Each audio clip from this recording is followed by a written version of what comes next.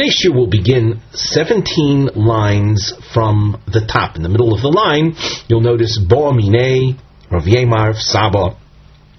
Before we begin the Gemara text, though, let us glance at the side under the Nosei Mivneh heading. You can see a diamond is featured, and we've written that the Gemara will deal with Mochra o Mochla Ksubasa, a woman sold or she forfeited. Mochla, mechila is to forego. She forfeited her ksuba. Eich ze mashpia ksubas bonin dikrin. How does that have an effect on the issue, the institution of ksubas bonin dikrin that we've been discussing in our recent shiurim? Ha'im bekach mafsida. Through her selling of the ksuba or foregoing the ksuba, does that cause the ksubas bonin dikrin aspect of her ksuba to be lost? And hence the properties that she brought into the marriage and the properties that her husband had assigned to her will be then divided equally amongst all of her husband's children. The Gemara itself now begins 17 lines from the top. Bo minei Rav Yemar Sabo me Rav Nachman Mochra Ksubasa Lebaila. A woman sold her ksuba to her husband. Now, what does that mean to sell her ksuba to her husband?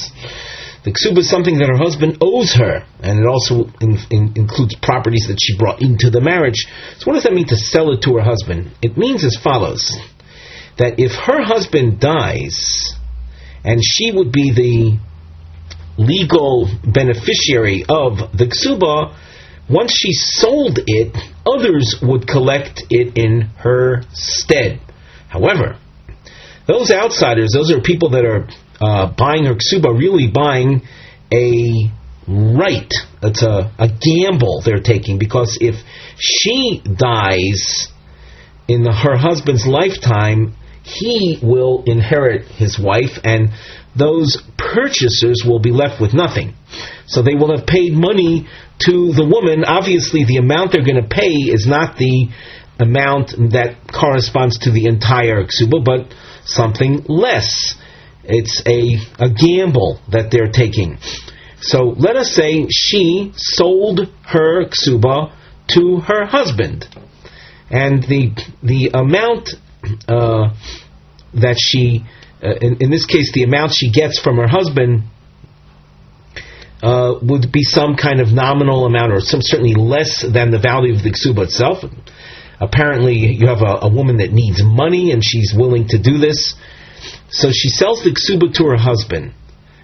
Later in the Gemara, if you just skim down, when you notice the next diamond, you'll see that she's mocheres the ksuba, and then there's a squiggle underline lachirim. That squiggle underline is in contrast to lebaila that we have right now. There she sells it to others. But in the meantime, we have her selling the ksuba to her husband. And we have a crown shape that appears now that highlights bonin dikrin, and it will highlight later the word mizonos. We'll make it clear as we go on in the Gemara, though. So she sells if a woman sold her ksuba to her husband, yesh lo ksubas bonin dikrin, o ein lo ksubas bonin dikrin. Does the arrangement of ksubas bonin dikrin, that, as I say, we've discussed already extensively in our recent shiurim, does that continue or not? Omar le Rava v'tibaya loch mocheles. Why don't you ask about a case of a woman who simply forgoes her ksuba, which is a more common case than a woman who sells her ksuba? Let us say she mocheles. Rashi says shehu davar motzui min hamecher. It's something more common. And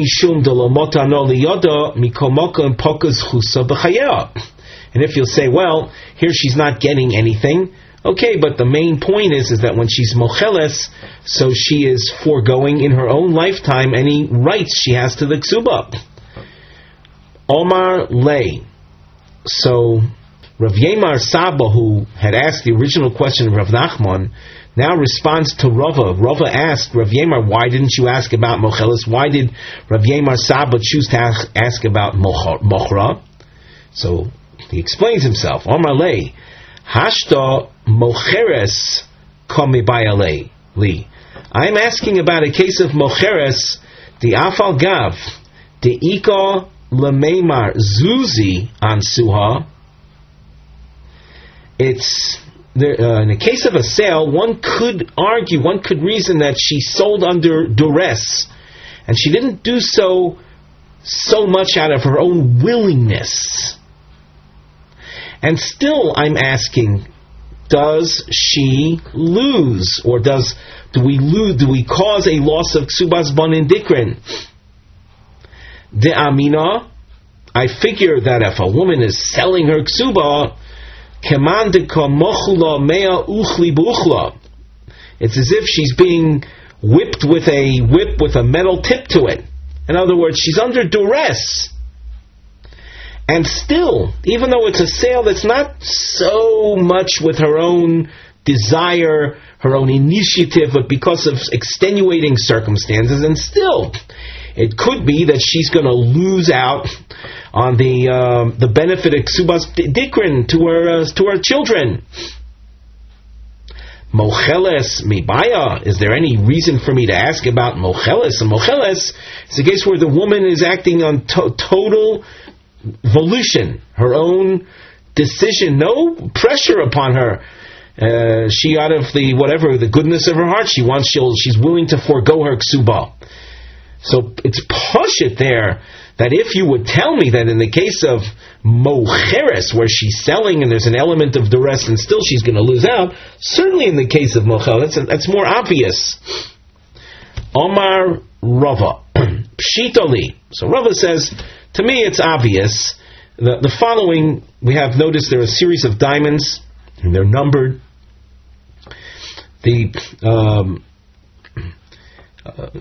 We'll see how this case is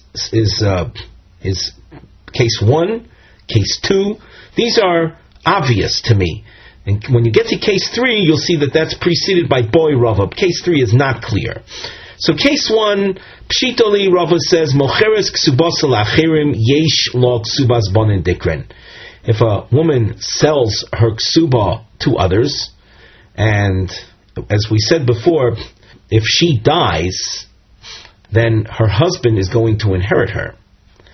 And once her husband inherits her, after she sold it to others, so then the properties that she brought in, or the properties that were written into her Kesuba, will be inherited by her own children. That's what we mean, Yesh Lo Kesubos Bonin Dikrin. My taima.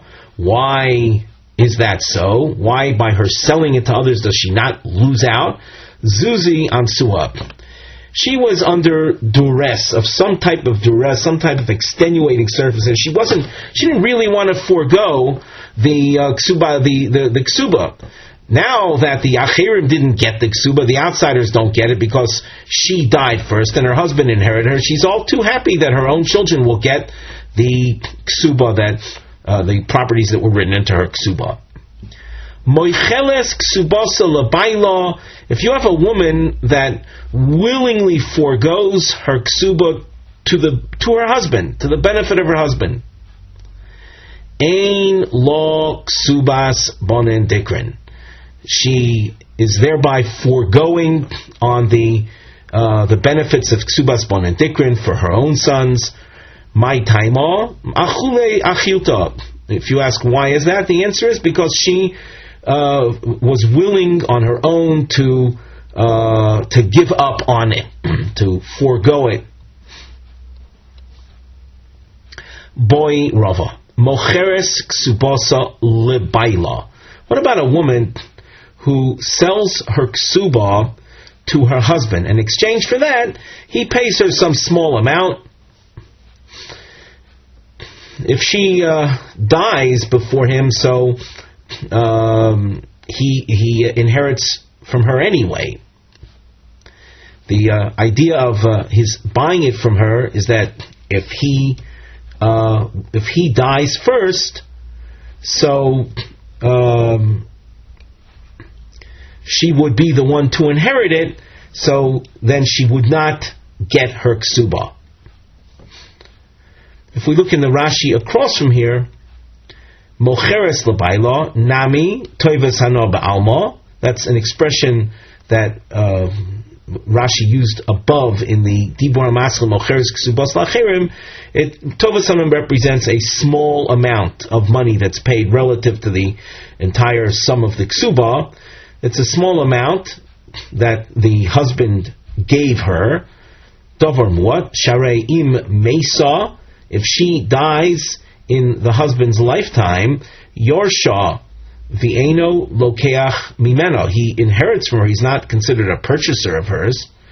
Elo Shemeshu, by the husband having purchased the ksuba from her, if the husband dies, leaving her a widow, Lo Tigve, she won't collect the ksuba. Varei Lo Mace Uba Lidei Yerusha. And here he doesn't die, she dies first, he inherits her. Hilkoch kemocheres lachirim domi. So from that standpoint, it's like she sold it to others. And when that happens, and she dies first, so the others don't get anything, the husband gets it. And like we said in the case of mocheres ksubas lachirim, we say that there is ksubas bonedikrin. So now the Gemara. The case, once again, Rava's question involves mocheres ksubasa lebaila. Kemocheres lacherim domi. Is it like she sold it to an outsider? And we explained before that in that case, the ksubas bonedikrin institution is preserved, and her sons will eventually inherit her ksuba. O kemocheres lebaila domi. Or is it viewed like her simply forfeiting the ksuba in favor of her husband? Basur debaya hadar pashta. After Rava raised the question, he then answered, Mocheres ksuba labayla ke mocheres lachirim domi. Selling to a husband is like selling it to outsiders, and there remains ksubas bonedikrin. A question is now raised, lasting a few lines. Mosiv Rav Idi bar Ovin. Rav Idi quotes a source that's quoted here quite tersely. It deals with a woman, a married woman whose husband went abroad, and she thought that her husband wasn't going to come back, and she married a second man, and then the first husband did come back. In the meantime, she produced a second set of children with the second husband. Of course, when the first husband comes back, those second children are mamzerim. She was a married woman marrying a second man, creating a situation of children who are mamzerim, are illegitimate. Now, with that background, Mesa, when that woman dies, ein yorshim shelzeh v'ein yorshim shelzeh yorshim ksubasa. There are two sets of children here. And this woman represents a woman that had two ksubas, from her first husband and from her second husband. So neither set of children will inherit her ksuba. V'havinon ba, and we ask, subasa mai avidita, what's the issue of a ksuba here, especially from the second husband? There's no ksuba. She was illegitimately married to him. And we know that when the Mishnah there in Yevoma says that she doesn't get a ksuba. The Omar Rav Papa, ksubas bonedikrin. What we're referring to here is that, of course, that woman is not entitled to a ksuba. But what about the children that she produced? And she had a ksuba with a dowry that was promised to her when she entered the marriage. So those properties that she brought into the marriage what Papa is saying, will not be inherited by the two separate sets of children, respectively. If we take a look at the Rashi, V'yamar Papa Ksubas bonedikrin v'achi komar, what the source in this Tanaic source is teaching us is Mesa He B'chayeshneim, when that woman dies in the lifetime of those two men, the Yoshua Haim, and those husbands inherited her, namely whatever property she brought into those respective marriages, they inherit. Ein bonim sheyesh lo mizeh umizeh noitlin ksubas imon kebonin dikrin kesheboin lachloik benichse aviyim. The two sets of sons that she has from these two men will not inherit any of those properties that she had brought into her respective marriages. Elachilkin b'shaveh. All of the properties will be pooled equally. The Gemara says, "Ve'amai."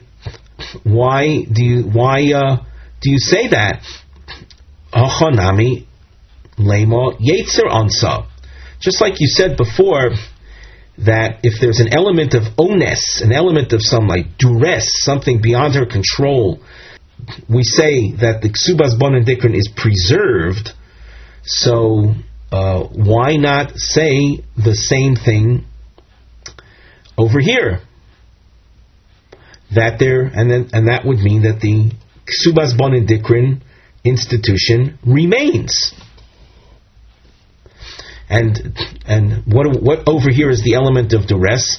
Yetzer Ansa, that she when she thought that her first husband was dead, so she was overcome with a great desire. That great desire is called the Yetzer, to have a husband, and that's what caused her to marry the second man. And why should those children lose out from the Kesubos Bon and Dikron possibility? Now, if I'm not mistaken, when we speak about Kesubos Bon and Dikron in this case, you have to imagine that these two men had other marriages with other women, producing additional sets of sons, and we're talking about a case where the woman dies in their lifetime. So the issue is the properties that this particular woman brought into her respective marriages, are they going to be inherited by her sons, or are they going to be distributed equally amongst the sons of those men whom she had been married to? So in the Tanaic source is saying that those properties are going to be distributed equally amongst the respective sons of those men, and not her own sons receiving the properties that she had brought into her marriages. So, very briefly, the question that's being raised here is, once you answer, like Rava did before, that Mocheres Kesubos L'Baylo is like Mocheres L'Acherim, there's an element of onus, an element of something beyond her total control, then we preserve Kesubos Bon and Dikron. That would be the case over here too. In the story of the woman who thought that her husband was dead and married a second man, why in that case, we call it the Yevomis case, why do we say that there is no Kesubos Bon and Dikron? The Gemara answers, Hasam Knosahu de Konsua Rabbanan. There it's a type of fine that was imposed on her, that we impose on her to lose out on that privilege, because she wasn't careful enough when she married the second husband. Yosef Rovin Bar Chanina, Kamei de Rav Chisda, Yosef v'Ko'amar Mishmei de Rav Ozer. So Rovin said over, in the name of Rav Ozer, Moicheles Ksubosa L'Bayla Ein Law Mizonos. Here we're the same, we'll say the same action is happening, but a different topic. Mocheles, we saw before the case of a woman who forfeited her ksuba to the benefit of her husband. Here, she likewise is forfeiting the benefit of her ksuba to the benefit of her husband. And it says she doesn't get mizonos, of course, when she becomes an almona. When she becomes an almona, the time at which she would have received the ksuba, but she had already been mocheles the ksuba. Along with that goes her mizonos, her food rights. Omar lei, Rav Chisda, upon hearing this, that which Ravin said in the name of Rav Ozer, Rav Chisda reacts, Ilav de koamris li mishmei de gavra rabba. had you not said this over in the name of a great man, namely Rebbe Ozer, if you would have just said this on your own, Hava Amino Loch, I would have responded to you. How could this be? Meishivra tachas toiva lo somushra mi beiso. Paying in exchange for good, in exchange for a favor, she gets paid back with loss, with bad. In other words, here's a woman that was kind enough to forfeit the ksuba payment to her husband, to the benefit of her husband's family. So she was willing to forego that. She has to lose something else. So she has to lose the mazonos as well. It's not right. That's what the Pasuk in Mishlei says, that when you do someone a favor, you don't expect to get paid back with a loss. Nevertheless, the halacha that was said by Rav, quoting Rebbe Ozer, that when the ksuba is forfeited, along with it goes all the ksuba rights, we'll call the t'na'ei ksuba, the conditions that are included in the ksuba. The ksuba represents the basic mona mosayim, the basic 200 zuz that are paid to a basula a basula marriage, and then there are all the additional conditions that we've discussed extensively till now, and those conditions, those additional benefits include redemption from captivity and receiving mazonos payments, and by her having forfeited though her ksuba to her husband, she loses those benefits. The Gemara continues, Yosef Rav Nachman ve'ula ve'avimi bar Rav Popi. You have three rabbis sitting here. V'Yosef Rav Chia bar Ami Gabayo, and Rav Chia was sitting along with them. Asahu Gavra d'shchiva arusaso. A man came in whose arusa died. Arusa is it's his wife, but she died before they consummated the marriage with the Nisuin. In other words, she died after the first stage of the marriage. The first stage whereby, as we said, she's considered married, but not in the fullest sense. They didn't consummate their marriage with the chuppah. And Amrilei, the three rabbis, said to him, Zil Kavar, you have to bury her. You have to pay for her burial. Ui hav lo ksubasa, or relinquish the ksuba. Now she's dead, so obviously you're not going to pay her the ksuba, but you would have to give it to her heirs. Omar lahu Rav Chia. Rav Chia, who heard this, he responds with a rejection of their ruling. Tanina, we have learned in the following source. Ishtoi arusa, a man whose wife, a man who has a ishto arusa, a man has a wife at the first stage of marriage, and if she dies in his lifetime, lo oinein velo metamela, he doesn't practice the rules of aninus, which are special rules applying to the first day of death. Rashi says, li'oser bekotshim, an onain is not allowed to eat sacrificial meat, but he is not with that restriction, and if he's a kohen, he's not allowed to defile himself to her. V'chein he, in the event that the orus, the husband at the erusin stage dies, lo onenes v'lo mitamaloi. She doesn't practice the rules, the adinim of aninus, and she's not obligated to defile herself to him. V'lo and mesa eino yorsha. If the arusa dies, so the orus does not inherit her. Mace who, if he dies, gova ksubasa, then she collects a ksuba. When it says here, Mesa, when she dies, Eino Yorshi doesn't inherit, it's a reference to the Nedunya, the dowry that she was going to bring into the marriage. Well, he does not inherit that. And we continue in this Gemara with an inference. Taima demeis hu. The source said that if he dies, she collects the ksuba. That's because he died. Ha meisahi. If she would have died, ein la ksuba. She doesn't get the ksuba. My taima. Why not? Amar Rav Oshaya, she'ein ani korei ba, because I can't refer to her the following. L'chashitinasi liachir titli ma shekosuv lechi. When the couple gets married and a ksuba is written out, this is the expression that appears. It says, when you marry your next husband, then collect the ksuba. Well, she's dead. She's not going to be marrying another man, so she's not in a position to collect the ksuba.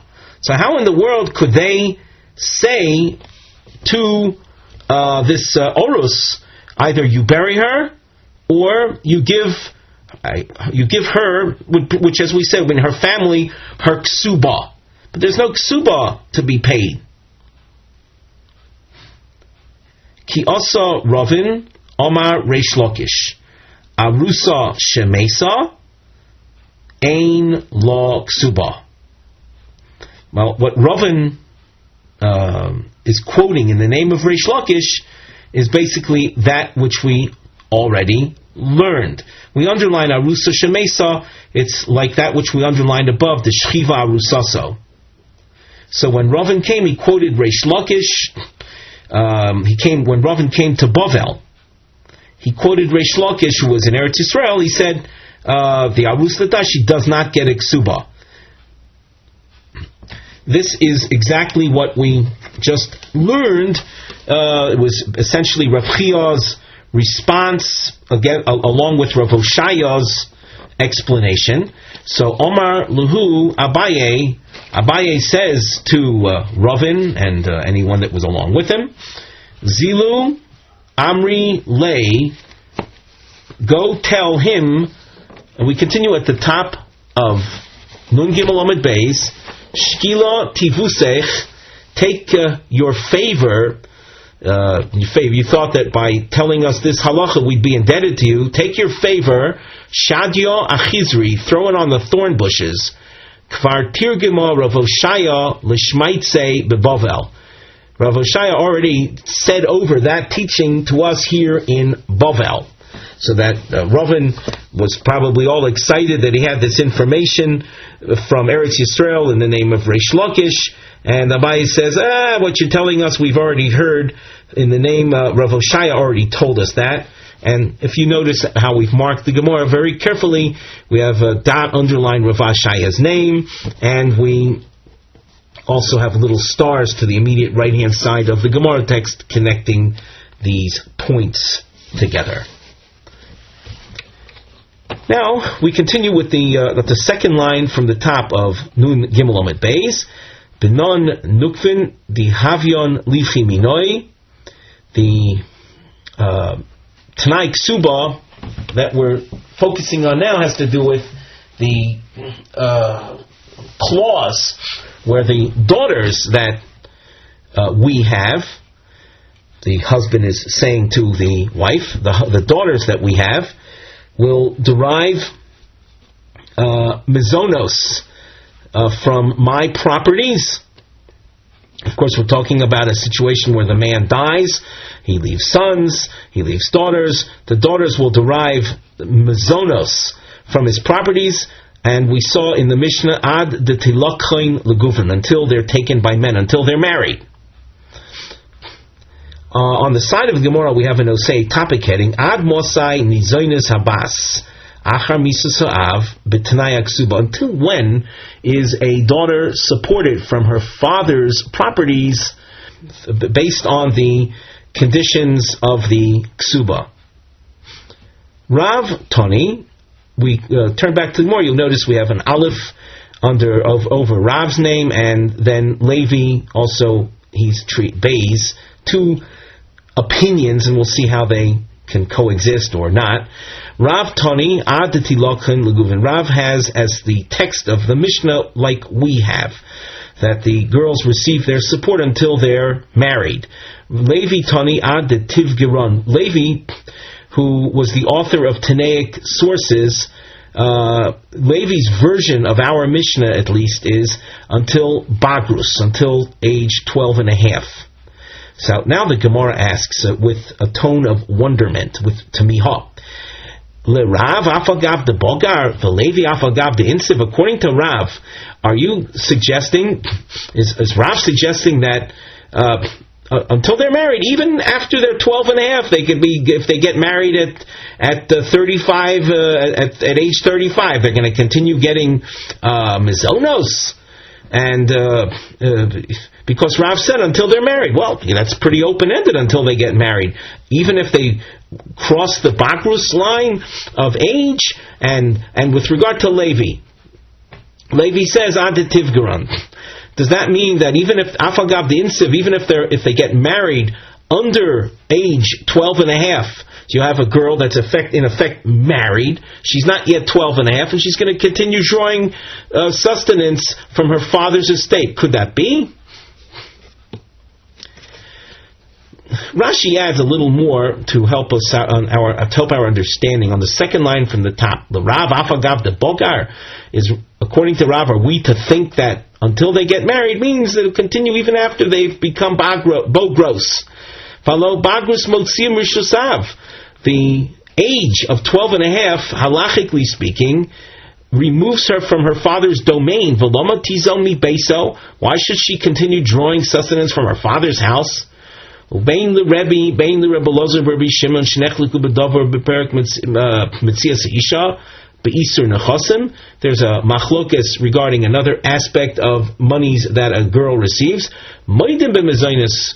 The Bein Nosu Bein Bogru of the Mezonos. There's agreement though regarding the Mezonos payment, that whether they're married or they reach Bagrus, they lose out on the Mezonos. So the Gemara continues. We're trying to understand the positions of Rav and Levi. Ella, Bogar velo insiv, insiv velo Bogar. If you have a girl that became a Bogeris, even if she's not married, or she got married even though she didn't reach Bagrus, the Kule Alma lo Pligi, everyone is in agreement that she will not get Mezonos. Ki Pligi, the machlokas between Rav and Levi, Ba'arusa velo Bogar. A girl became an arusa before age 12 and a half. Let's take a look at Rashi. Ki pligi ba'arusa. We've double underlined the key names here, Rav and then Levi. Rav Omar ad tilokchen kicha de erusin. When Rav says, like the text of our Mishnah, the tilokchen kicha from vayikach, that word kicha indicates even erusin. Even if she's not Bogeres, she will not get Mezonos anymore. Ula Levi, O Tivgiron, O Yinosu, V'yetzim Rishosav Legamri, Ki Bagrus. Levi, who emphasized Bagrus, Bagrus represents a complete departure from father's realm, father's domain. In the case of marriage, it's only after the second stage of marriage, the Nisuin, do we say that she completely leaves her father's domain. So that when you're using marriage as the standard for losing out on the continued mizonos, it would have to be the stage of marriage that's like Bagrus, and that would be the Nisuin stage. Now back in the Gemara, V'chein Tani Levi b'masnise. Levi was the author of Brisa, so in his Brisa literature, he wrote the following: Ad de Tivgiron, and there's a little phrase in a brackets which we skip initially. The language within it is not accurate. So Levi says that she receives Mezonos until Bagrus. Oy yamti zimnehon liisnasba. This literally means or until the time for her nisuin has arrived. Yamti Zmenhon is arrival of time for their marriage. That's a reference to another point that we've learned in the past. A basula is given 12 months from the time that the Orus says, "Let us go ahead," and and enter Nisuin, she has 12 months to prepare herself. So when that time passes, so then the husband must support her. She doesn't derive a mazonos from her father's estate. So, as far as Levi is concerned, until she'll receive mazonos until Bagrus, or if she became an arusa, let's say at age 10, so she'll continue to draw mazonos until, roughly speaking, assuming that at age 10 she became an arusa and the husband said, let us do nisuin, so she'll continue receiving mazonos until 11 years age, because of the passage of 12 months since he was tovea her, once he sought her out for nisuin. Now we skipped a bracketed section, so let's read the source again. Ad de Tivgeron, she receives mazonos until Bagrus, V'yamti zimneon de in Sivan, and the time for her marriage has arrived. So the Tarti, the Gemara asks, so both things, should continue receiving mazonos until both conditions are met. Ella, oy Tivgeron, what Levi meant is that, if she wasn't married at all, so she'd continue receiving mazonos until Bagrus. However, if she did enter the marital process, she'll receive mazonos when the 12-month period lapses since the beginning of the first stage of the marriage, as we illustrated before. Kitanoi. The issue is a machlokes tanoim. Ad mosai habas mizones. Until when does a daughter derive mizones from her deceased father's estate? Ad sheti ares. Until she reaches erusin. And that would be along the lines of what Rav taught before. Mishum Rebbe Ozer Amru, in the name of Rebbe Ozer, they said Ad shetivgar. Until she reaches Bagrus. And we, in order to appreciate this source, we'd have to impose the explanation that we gave before, that Ad Shetiris, that's pretty straightforward, until she reaches Erusin, and of course, assuming that she has not become a Bogeres yet, and Ad Shetivgar means until Bagrus, assuming that she hasn't entered any state of marriage yet. Toni Rav Yosef, Ad Dehavyon. Rav Yosef, in understanding the Mishnah, he doesn't have Ad Tidlokchen Leguvrin, but he has this expression, Ad Dehavyon. The root of that is the word Havaya, it's the word to be, and Ibayalaho, we ask, Havaya de Erusin or Havaya de Nisuin? When Rav Yosef teaches in a Tanaic source, this is a very brief quote, but when he teaches until she's havyon, until she enters marriage, what aspect of marriage are you referring to? Are you saying, like Rav said, that until havaya? The pasuk, you see, the pasuk says v'hoisol ishacher. The word havaya, the verb form of to be, is rooted in the Torah pasuk of v'hoisa li'ish. The pasuk says, and she is unto a man. So it's not clear, though, that which Rav Yosef says. Is it the connection to a man through at the first stage of marriage, up till then she receives the mazonos, or ad havaya de nisuin, or until the havaya, the completion, the consummation of the marriage at the nisuin stage, and that, namely up till that point she would draw the mazonos. Teku. So that remains unclear. As we scan ahead in the Gemara, we have some markings, and that draws our attention to the side, where we have a nosei mivneh heading. A triangle is featured, and we call this number 1, Arusa Yasoima, Ha'im Yesh Lo Mizonos Minoachim. These questions, we should have pointed out by just, we overlooked the note just before this. There's a mivneh. The triangle is featured. There's Siddur Shel Noshim Shalem Agmor Shel Ha'im Yesh Lo Mizonos. There's a series of women concerning whom the Gemara will be asking, do these women receive mazonos? So if you scan ahead in the Gemara, use the markings and the numbering that you have just to give you an overview of the Gemara. You see numberings along the left-hand side of the Gemara text, scanning down. You see a 1, 2, 3, 4. Each one of these introduces a question, and the numbering continues till Nun Dalet Amud Aleph. You see a 5 and a 6. All of these are Mazonos questions as they relate to different situations of women. So we can turn to the Gemara. Omar le Rav Chisda le Rav Yosef. Rav Chisda asks Rav Yosef, Mi shmi aloch minei de Rav Yehuda. You, Rav Yosef, who learned by Rav Yehuda, did you hear from him, Aruso yesh lo mezonos o ein lo mezonos? Does an Arusa receive mezonos? Of course, when we speak about an Arusa, Rashi adds an Arusa that's a Yesoima, her father died. She's entered the stage of Erusin, and our question is, does she get mezonos from his estate or not? Now, if you have this feeling of deja vu right now, didn't we just discuss this?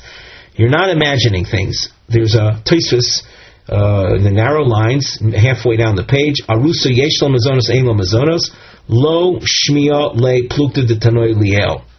Rav Chisda, in asking this question, the first pshat in Tosfos is that Rav Chisda wasn't familiar with the machlokes tanoim that we had before. We should point out that the Amoraim were fluent in Mishnayos, but Brisa literature was not something that you automatically expect an Amora to have known. So the first approach is that simply Rav Chisda is asking a question, though we dealt with it as a machlokes tanoim, but that was not found in Mishnaic literature. And another pshat, inami shmiale umiboyle hechi hilchasa. Another possibility is Rav Chisda was familiar with that machlokes tanoim, but he's asking here, what is the halacha?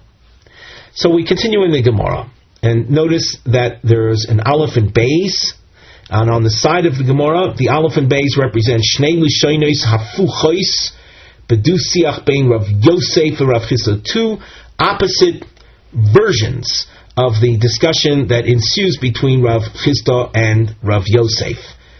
The double underline highlights the word misvara. In other words, even though I don't have a formal tradition from Rav Yehuda, I will answer you based on my logic. And you'll see a dashed underlining that highlights the expressions islay versus leslay. She gets, isla that is, or lesla, she does receive or not receive. Yesh l'tzayin, the noseize koshu l'noisei hakoidem. We already pointed that out, that this discussion is connected to the discussion above. Alright, now that we've laid out the structure of this Gemara, let's continue. Omar Le, version Aleph, this is the first Lashon. Rav Yosef says, Mishma lo shmiali, I didn't hear from Rav Yehuda, Ela misvara less law, but based on a svara, she will not continue to derive mizonos from her father's estate, namely from her brothers. Kevan de Irsa, since she's entered a first level of marriage, and she needs food, doesn't she? Lo nichalei de titzil. Her oros, her husband, is not going to find it pleasant that she should be without food. In other words, if they don't give her, she's not going to end up begging. She's not going to have knocking on doors. He will take care of her. So since there's someone to take care of her, there's no reason for her to continue drawing from her father's estate, taking from her brother's inheritance.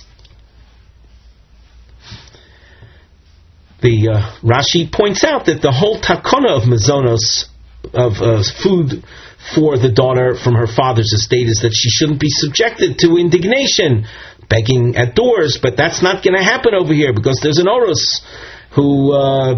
it's beneath his dignity that his wife to be should be in that position. Let's continue in the Gemara. Omar Lei, Rav Chisda says to Rav Yosef, he says, in all due respect, he mishmalo shmialoch, if you didn't hear from Rav Yehuda, then misvora, if you're already going to be advancing your own personal logic, I'll give you my opposite logic. Misvora is law. She should continue drawing from her brothers, and you can't have her rely on the orus. Kevan de lo kim lei begava, lo shadi zuzi bichdi. The orus, as we said, it's a first stage of marriage. They haven't been together in intimacy yet. He doesn't know exactly her, say, her physical status, for example. He might discover some type of major blemish on her, and if that does arise, so then everything is off. So in this, we'll call this interim period after Erusin, before Nisuin, he's not going to spend money on a woman that might end up being a total stranger to him if he should discover a blemish, a mum. So he's not going to shodi zuzi bichtis to throw out his money for nothing. So he's not going to do that. You can't rely on the orus supporting her. V'ika the army. Now the same Gemara, but in an opposite direction. Omar Lei, Rav Yosef says to Rav Chisda upon hearing the question about does an arusa whose father died get mizonos from her brothers or not, from the father's estate. So Rav Yosef says, Mishma lo shmili, I did not hear from Rav Yehuda. Misvora, however, through logic, is law. Logic says that she gets from her brothers. Kevan de lo kim lei begavo, since the oros isn't sure about her status, and as we said, he might discover a mum, and then everything will be off. Lo shadi zuzi b'chdi. The oros is not someone you can rely on. He's not going to throw out his money for nothing. Omar lei. So Rav Chisda says back, mishma lo shmielach. If you didn't hear anything from Rav Yehuda and you're basing yourself something on logic, misvora less law. From my logic, she should not receive from her brothers. Kevanti irsa, since there's an orus, there's a husband in the picture. Lo nicholei the titzo. If they're not going to support her, the husband isn't going to let her beg and subject yourselves to indignation. He will support her. It's not to his liking that his wife should be subjected to indignation. So there's someone to take care of her anyway. So there's no reason to draw from the brothers and the estate that they inherited. Simin, the Gavri, Sak Zoraf, Me'ana, V'yibma, Shnia, Arusa, V'onsa. What the Gemara is presenting to us is a series of words that help to remember the sugya that we will be seeing very shortly. The expression Sak Zoraf is an abbreviation of names that will appear, and you can see we have a little note on the side. The letters refer to Rav Sheshis, Rish Lakish, Rav Ozer, Rava, and Rav Papa. And the topics that are featured are Miyun and Yibum, Shni Arusa Ve'anosa. So we have a number of topics, and now the Gavri are the rabbis, are Sak Zoraf, and the topics are Me'ana, V'yibma, etc. On the side of the Gemara, we have a nosei, a topic heading. Now for us, we're considering this triangle number 2 because we're continuing with the general topic of Miyun. And topic number 2, as we read on the side, Mima'enes, Yesh lo mezonos me'acheha oiloi. Just a word about Mima'enes. We've seen this also in the past, but if you're a first-time listener, so understand that a girl is married off by her father on a Torah level. Midoraisa, father can marry off his daughter. In the event that the father is out of the picture, just a simple case, the father died, rabbinically speaking, a mother or brother can marry her off to somebody. That's a rabbinic marriage, and if the girl should decide before age 12 that she wants out, she's mima'enes. She refuses to continue with him and walks out, and she's no longer married. She doesn't need even a get. She doesn't need a divorce document. So now the Gemara. Ba'mine me'Rav Sheshis mima'enes. She's a Ktana, Yisoma. She's an orphan. Her father is no longer alive. She was married to a man and through the rabbinic marriage and then walked out. Yesh lo mizonos o ein lo mizonos. Does she draw mizonos until she becomes a bogeres? As we mentioned, a mi'un, the whole institution applies to a girl that's a minor. She's under 12 years old. Now she's walked away from her rabbinic husband. When we say rabbinic husband, means a husband to whom she was married rabbinically speaking. Not that the husband's a rabbi. But she's now still a minor. Does she draw mizonos until Badrus or not? Or do we say that the fact that she entered this rabbinic form of marriage that removes her completely from any association with her father's home, with her father's estate? So now the Gemara. Omar Luhu Rav Sheshis Tanisuha. Rav Sheshis, by the way, was the first name in that siman that we had 4 lines above, Sak Zoraf. So Rav Sheshis says, Tanisuha, and this, by the way, is a long answer, which we've marked off accordingly. Rav Sheshis says you can answer the question from the following Tanaic source. In this source, we're going to see a Tanakama and Rav Yehuda. After we read the source, and we hear Rav Yehuda, the Gemara is going to ask, what Rav Yehuda seems to be saying is the same as the Tanakama. What's the point of difference? And when we get to that, then we'll focus on the case of Mima'enes. So now the source says, Almona beveis aviha. This means that a woman who became an almona from the stage of erusin. She entered marriage, but within the first stage of marriage, the husband divorced her. That's an almona beveis aviha. Grusha beveis aviha. Did I say, if I made a mistake, almona means the husband died from the state of erusin. Grusha, she was divorced from the state of erusin. V'shomeres yavam beveis aviha.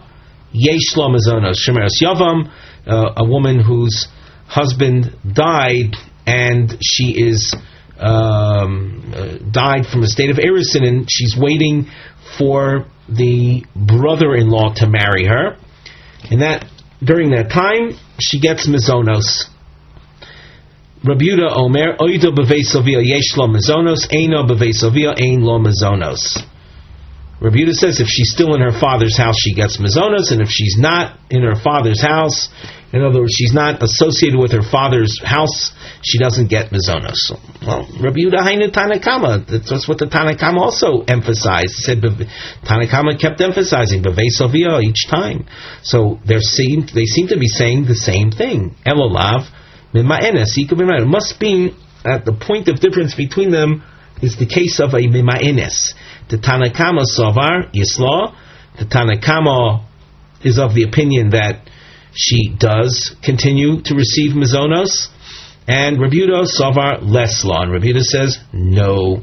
Let's take a look at now the Rashi. Tanakama Savar Mima'enes Yisla. Rashi, we're looking at a line or two up from where we are in the Gemara. V'chi Komar Almona beveis avia v'chulei. The Tanakama began by saying the Almona who's in her father's house, v'adin l'mema'enes. Same thing with regard to the mema'enes. The ein kan nisuin. There is no marriage. It's not as if she entered nisuin. By her doing miun, she uproots the marriage that she had. So it's as if it's starting back at zero. So she's still a minor daughter in her father's estate. V'yoser Rabbi Yehuda l'meimar oyidu beveis avia. Rabbi Yehuda used that expression, if she's still in her father's house, means betchilasa.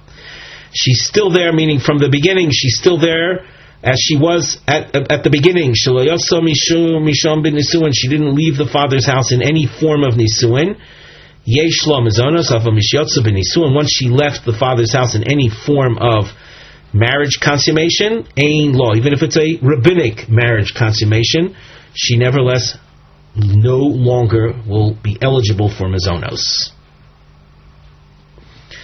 As we continue in the Gemara, triangle number 3, on the side, the title is Bas Yevoma Umezonos. Boy Reish Lakish. Bas Yevoma. Yesh lo mezonos or ein lo mezonos. So now we have to explain what this is. We touched on the issue of Yibum before. You imagine you have 2 brothers, Reuven and Shimon. Reuven died leaving an almana, leaving a widow without any children. Shimon, his brother, marries the almana, and now they have a daughter. When Shimon dies, does that daughter get mizonos from her father's estate? You might ask, well, why shouldn't she get? Well, you should realize that the ksuba, which is we'll say the root of a daughter receiving mizonos from father's estate, the ksuba is not really, when it's the ksuba that this almona has, is not a ksuba that she received from the yavam, i.e. the girl's father. The ksuba was from the girl's uncle, in effect, the deceased man who had no children. And the almona, the yavoma, when her husband dies, she gets paid by virtue of the ksuba of her first husband. So she's getting a ksuba not from the girl's father. So the girl's out of the picture, possibly. Let's see how the Gemara analyzes this. So Rish Lakish's question regarding the Bas Yivoma, does she get mizonos or not? 2 sides of the question. Aleph, Kevon di Omar Mar Kesubos al Nichse Baila Rishon Lesla, since it was stated that the Yavoma herself, the mother herself, gets her ksuba from the estate of her first husband, so the girl doesn't have mizonos, because that's not her father's estate, it's her uncle's estate. Oy Dilma, or possibly there's another consideration. Kevon di les lo me rishon. In the event that the deceased first husband has no property, takinu l'Rabbanan misheni, the Rabbanan instituted that the Yavam himself must provide the ksuba. So there's a potential ksuba from her father, from the girl's father. Isla, that is enough to entitle her to mizonos. Teku. So this remains unresolved. Boy Rebel Ozer. Number 4 we feature on the side is Bas Shnia Umizonos. There are women that a person is forbidden to marry on a Torah level, and there are women that a person is forbidden to marry on a rabbinic level. In Maseches Yevomas, there's an entire list of those kind of women. Different types of, we'll say, relatives that one on a Torah level could marry, but on a rabbinic level is not allowed to marry. A man went ahead and violated the rabbinic ruling, married a woman that's also to him on a rabbinic level, has a daughter, the man dies, does that daughter get mizonos? Boy Rebbe Lazar, Bas Shniya, Yesh lo mizonos, so ein lo mizonos. The word Shniya is a reference to the woman forbidden to marry on a rabbinic level. Shniya l'arayas means not first level, Shniya means second, but that's not front line arayas that the Torah prohibits, but it's a second level arayas, that arayas meaning forbidden women that the rabbis prohibited. Now the daughter of that marriage, does she get mizonos or not? We continue at the top of Daf Nun Daled. Again, 2 sides of analysis of the question. Kevon de leslo ksuba leslo mizoni. Since the mother gets no ksuba, there's no ksuba, so there are no ksuba conditions or clauses, and therefore there's no mizonos for the daughters, because that concept of daughters getting mizonos was something that's a Tanai ksuba. If there's no basic ksuba, so there's no Tanai ksuba. Oy Dilma, or possibly ima the avda isura konsura bonon. The mother who violated a rabbinic ruling, so the mother loses out on a ksuba. The law of the isura, the girl, their daughter didn't do any isur. Lo konsura bonon. Maybe regarding the daughter, she's provided with mazonos from her father's estate. She's not fined to lose out. She didn't commit any sin. Teku. This remains unresolved. Number 5. On the side we have Bas Arusa Umazonos. A daughter of a man who didn't actually enter the chuppah with the girl's mother. Rashi says on the second line from the top, Bas Harusa Haboal Arusosa V'yolda Lo Umeis Veloy Bonim Yeshel Mazonos V'chosav V'lo. This is a situation that we say is not the best situation. It's we'll call it a low-level halachic violation, and that is a man who didn't wait for the chuppah and cohabited with his arusa. Technically speaking, that's called his wife, and she conceived and had a daughter, and now this particular man had sons, and there's this daughter. Does she get mazonos from the estate or not? Boy Rava, Bas Aruso, Yesh lo mazonos or Ein lo mazonos. Once again, two sides of analysis. Kevon de is lo ksuba is law. Since there is a ksuba, Rashi says on the third line from the top, Kevon de is lo ksuba kagon she kosav lo mino erison inami rabbonon tikun nami la rusa. Either the Orus wrote a ksuba early in the game. He wrote it from the stage of Erison, which is unusual. Usually the ksuba is written at the time of the chuppah, but he wrote it early. Or even if he doesn't write it, the Rabbonin instituted that an arusa who becomes an almona, she gets a basic ksuba. Some Tanoim hold she gets everything. In fact, even if there's a Tosefes ksuba, she gets that too. But she gets a basic ksuba from a Takonas Rab Chachamim. So, do we say that based on that there is mizonos? Oy Dilmo, we continue in the Gemara. Oy Dilmo Kevon Delo Tokinu Rabbonon Ksuba Ad Shas Nisuin. Since the rabbinic enactment states that a ksuba is not written until the time of Nisuin, and here this girl was conceived and born before that happened, less law, so she's not entitled to the ksuba. Teku, so that remains unresolved. The sixth triangle is the case of Bas Anusa and Mazonos. What's a Bas Anusa? Man raped a woman, and upon doing so, the Torah expects the man to marry the woman. This couple produces a daughter. The underlying issue is, what is the rule, or is there the presence of a ksuba with regard to this kind of, we'll say, Torah-imposed marriage? The Torah forces the man, if of course the rape victim agrees to marry him, the Torah enforces him to marry her, and in fact he cannot divorce her as per the teaching of the Torah. So boy Rav Papa, Bas Anusa, Yesh lo mazonos o ein lo mazonos.